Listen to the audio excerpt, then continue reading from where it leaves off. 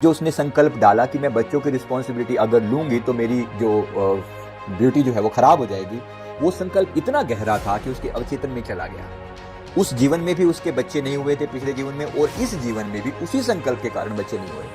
हमारे अपने ही किए हुए कर्म जब हमारे सामने आते हैं तो बहुत बुरा लगता है, लेकिन होता वही है जो हमने अपने किया होता है। ये कर्म कोई परमात्मा नहीं मुझसे लिख रहा है। नमस्कार, मिशन जीनियस माइंड से संजीव मलिक। दोस्तों, हमारा ये वीडियो हमारी पास्ट लाइफ सीरीज से है, जिसमें मैं आपके साथ पास्ट लाइफ के कुछ किस्से शेयर कर रहा हूँ। इससे पहले भी मैंने वीडियोस में पास्ट लाइफ की बहुत सारी बातें शेयर की हैं।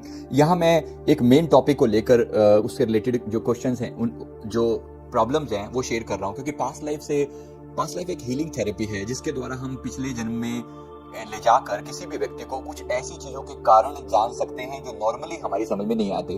फॉर एग्जांपल, अगर किसी दंपत्ति को, किसी कपल को बच्चे नहीं हो रहे हैं या बच्चे होते हैं लेकिन जो है मिसकैरेज हो जाता है, यानी कि कंसीव करते हैं लेकिन मिसकैरेज हो जाता है, या बच्चे होते ही नहीं है, ऐसे केसेस के जब हमने स्टडी किया तो मैंने बहुत सारे केसेस स्टडी किए और उसका जो कंक्लूजन है मैं इस वीडियो में आपके साथ शेयर कर रहा हूँ। तो अगर कोई भी पर्सन इस तरह की प्रॉब्लम से गुजर रहा है तो ये वीडियो डेफिनेटली उसको हेल्प करेगा, जहां बच्चे नहीं हो रहे या मिसकैरेज हो रहा है। मैंने तीन या चार अलग अलग केसेस में आपके साथ शेयर करता हूं। नंबर 1, एक केस हमारे पास एक हिमाचल की एक लेडी का आया।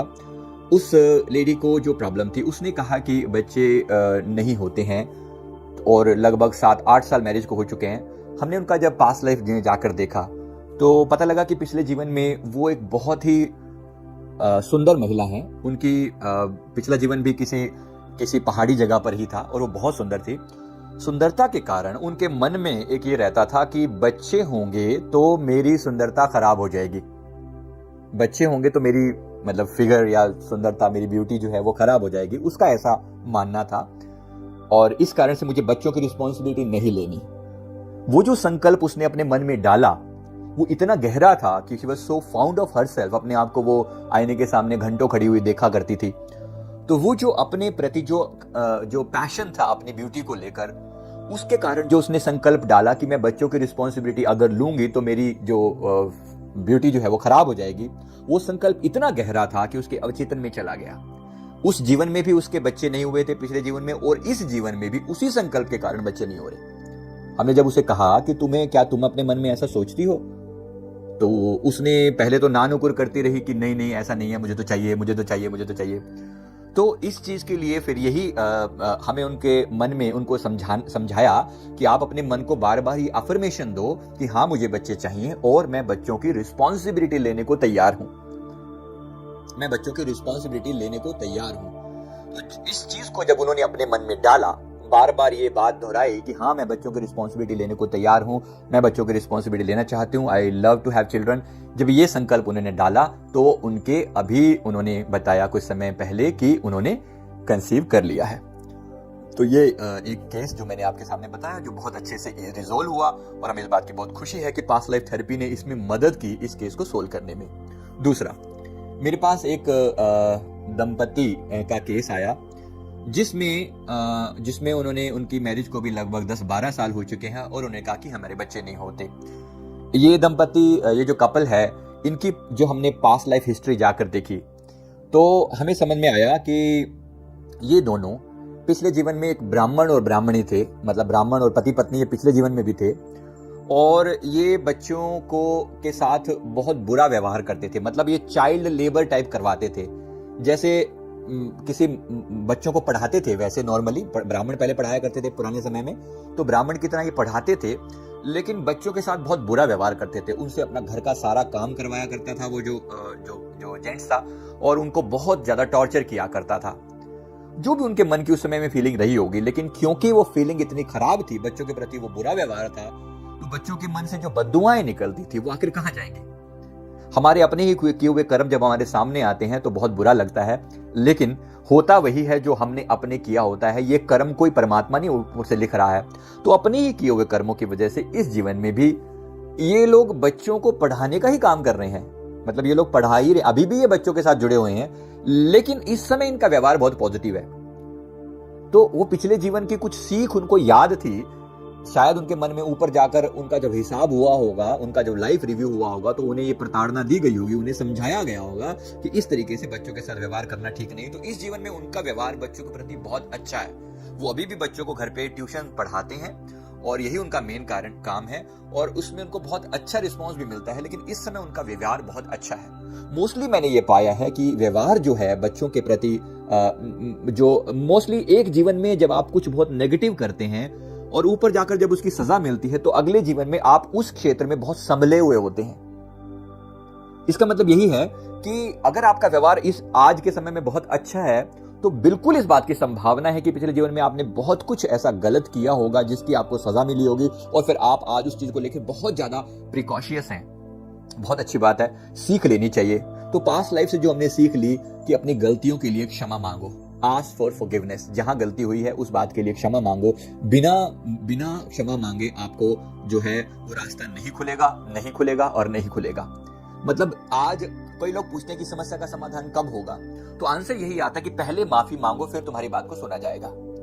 तीसरा केस, अभी इस केस में इस जीवन में मैंने आपको नहीं बताया इनका, तो अभी ये बिहेव तो बच्चों के साथ ठीक से करते हैं, लेकिन इस जीवन में बच्चे होने की संभावना पर जब हमने बात कही तो आंसर नो में आया कि अब संभावना नहीं है। इस जीवन में इनको इन्हीं बच्चों को पालना पड़ेगा, अपना समझ के पालना पड़ेगा और बहुत प्यार से डील करना पड़ेगा, तभी इनको अगले जीवन में बच्चे हो पाएंगे। इस जीवन में और कोई संभावना नहीं है। तो ये मैंने आपको ये शेयर किया। इसमें कोई वो नहीं निकला, मतलब इसका कोई सोल्यूशन नहीं निकला, लेकिन ये लोग बिल्कुल सेटिस्फाई हो गए इस बात को जानकर कि हाँ, हम ऐसा हमने जरूर किया होगा, और मन को बहुत शांति मिली और सुकून मिला। तीसरा केस, मेरे पास एक और किस्सा जो आया, वो एक लेडी ने जब ये कहा कि मेरे बेबी नहीं होते, तो हमने उसका जब पास्ट लाइफ रिग्रेशन किया तो पता चला कि ये लेडी पिछले जीवन में इनकी एक ननद थी, उनको ये बांझ कहकर चिढ़ाते थे। उनके यहाँ बच्चे नहीं थे, तो ये उनको बांझ कहकर चिढ़ाती थी, और इनके यहाँ 3 बेटे थे इनके उस समय में। तो मेरे 3 बेटे, मेरे बच्चों पर गर्व करना, अपने बच्चों पर गर्व करना, और उन्हें कहती थी कि तू तो बांझ है। तो बांझ होने के कारण वो ननद यानी कि पति की जो बहन है, उसको उनके घर वालों ने भी छोड़ दिया था, तो वो इनके घर पे आकर ही रहती थी। तो इसे वो बोझ लगती थी कि तू तो बांझ है, तो बांझ होने के कारण तुझे छोड़ दिया गया।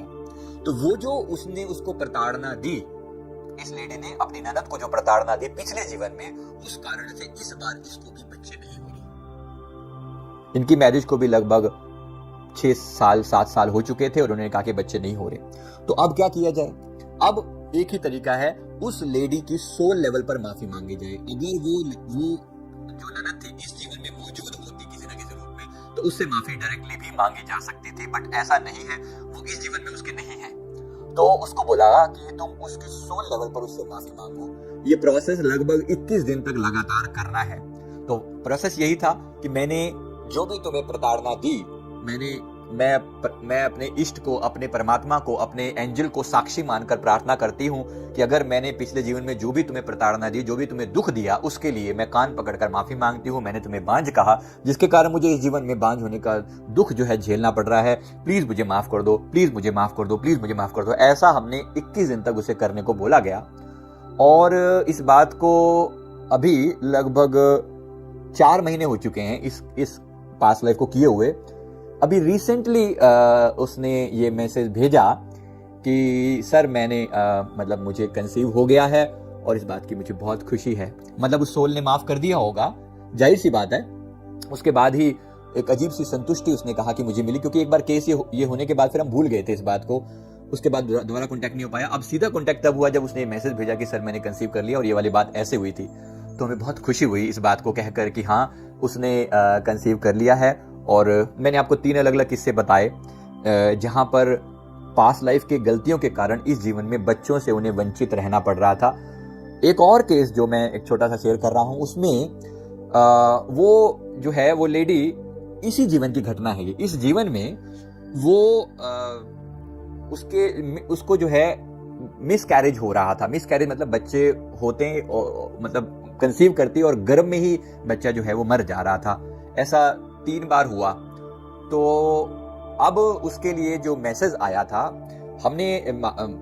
उसके मन में ये था कि मेरी जो देवरानी है उसको बेबी नहीं है, उसको बच्चे नहीं है, तो वो मुझ पर टूना टोटका करती है और वो नहीं चाहती कि मेरे यहाँ पर बच्चे हों, ऐसा उसने अपने मन में डाला हुआ था।